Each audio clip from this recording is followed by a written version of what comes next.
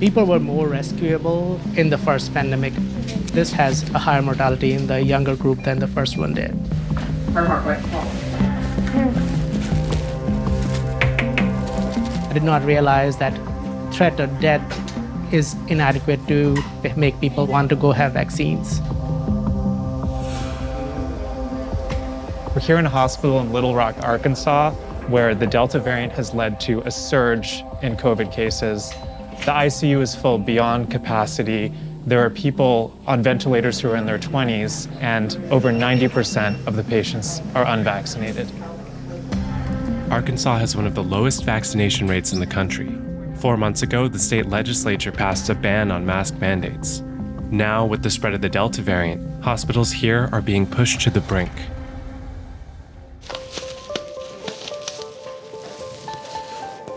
Hey, Ms. Chandler. I'm good. How are you? So I'm actually going to probably move it down to 85 and see how you do.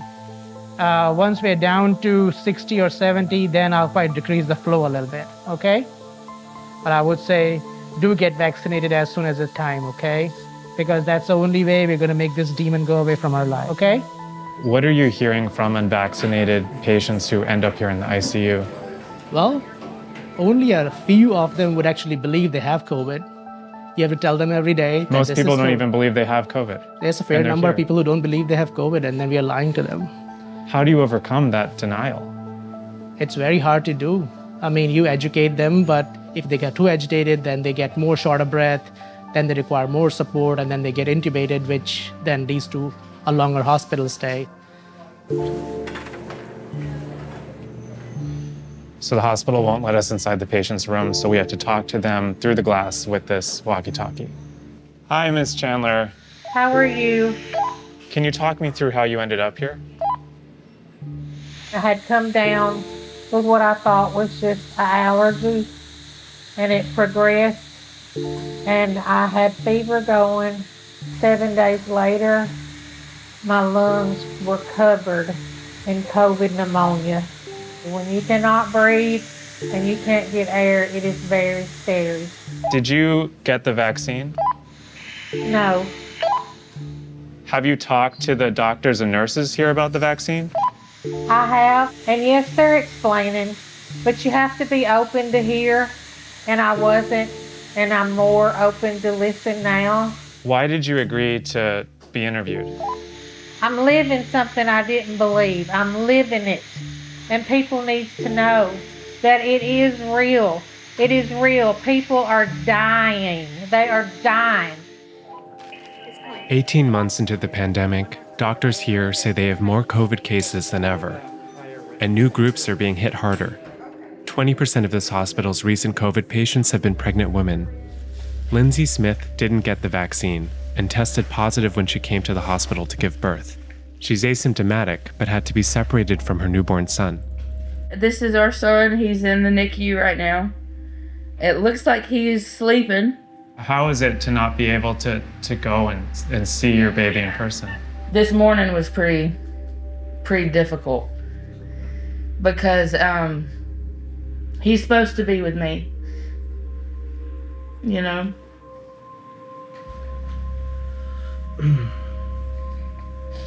He's been with me the whole time, and now I can't even hold him.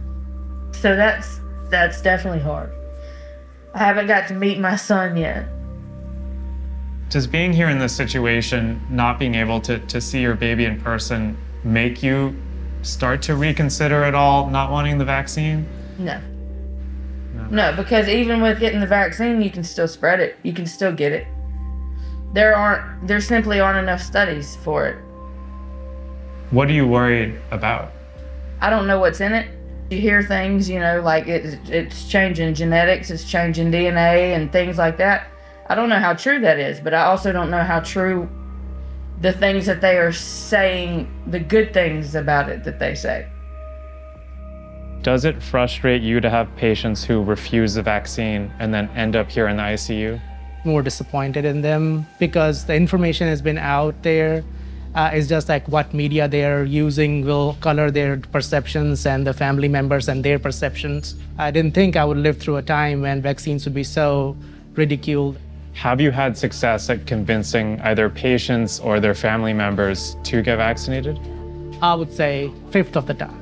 A fifth of the time. And they may say yes to you here. If they actually get vaccinated is a different story. So these nurses are turning a patient over. It's called proning, and it's done to increase airflow.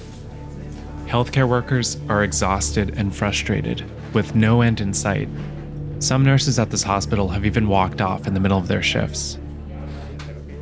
It's really hard to come to work all the time and just see such sick, young patients who are on every single resource that we can throw at them to keep them alive. You know, at this point, I'm kind of like, it is what it is. Are you worried about the next few weeks if cases continue to rise like this? Yeah, we don't have enough staff for it to get worse. It's just kind of like you're hitting a wall. Do you plan to get the vaccine after you get out of here? Not at this time. I've read all the bad stuff on it. I've not read any of the good because I didn't believe it. So I have to change my thinking and study. But don't you think that maybe being vaccinated could have prevented you from being here in the first place? Not at this time, I don't believe that.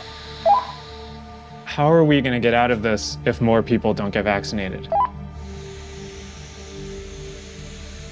I can't answer that.